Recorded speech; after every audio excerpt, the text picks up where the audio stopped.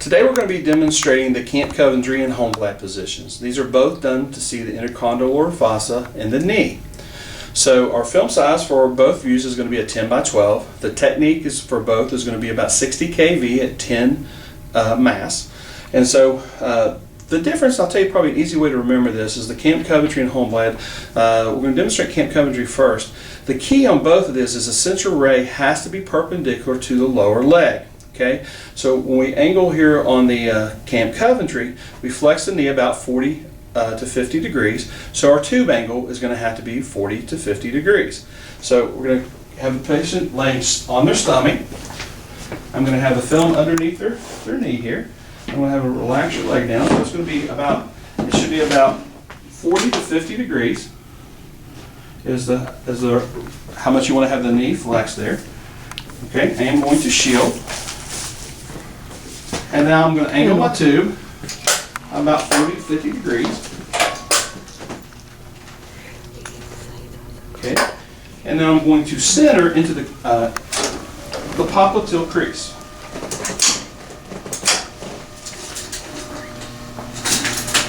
So I'm going to center into the popliteal crease, into the center of the leg. Your collimation can be tight because you are only looking at the intercondylar fossa. And then I'm going to make sure, open up my collimation a little wider so I can see how it's throwing it down here. So that tells me I've got to move my film down to get centered to my film. And I can see that I am centered that way. And then I can collimate back in to the skin margins. And I'm going to use, this is her left side, so I'm going to use the left marker here. It's in the light field. And again, my central ray is perpendicular to the lower leg. And that's what you have to do. This is called the tunnel view. Okay, common name used for it. Again, this is the Camp Coventry. Now we're going to show you how to do the Holmblad position. And I think an easy way to remember the difference in which is Camp Coventry and which is Holmblad is one of the students told me before years ago that they think of the Holmblad as being humbling. Okay, and the reason is the patient is going to be on their knees, so you're humbling yourself to someone, and that was the way they used it anyway to help remember it. So I'm going to take the tube off, take the tube angle off.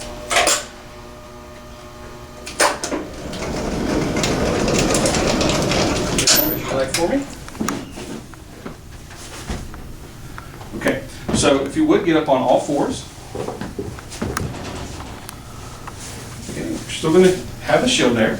And I'm going to put the film underneath the patient's knee in the center. And then you're going to have the patient, to lean forward about 60 to 70 degrees.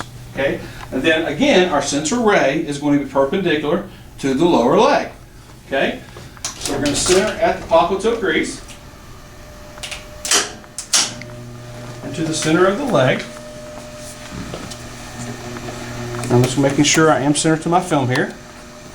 And I am in the center of the film lengthwise. And then we'll collimate back in skin margins. And again, I'm using my left marker. And you're centering again to the popliteal crease. Now the key on this is that you want to take and have a patient who's able to do this. Some patients, because of pain or their age or whatever, aren't able to do this. So if that's the case, you may want to think about doing the Camp Coventry. But on a patient who can actually tolerate this position, this is a good position that you can do to see the tunnel view or the intercondylar fossa. And you do have to make sure that you have the patient to lean forward. The film size again is the same. It's a 10 by 12 and it's lengthwise, and the technique is the same. It's still 60 kV at 10 mass. And these are both demonstrating the intercondylar fossa for the knee.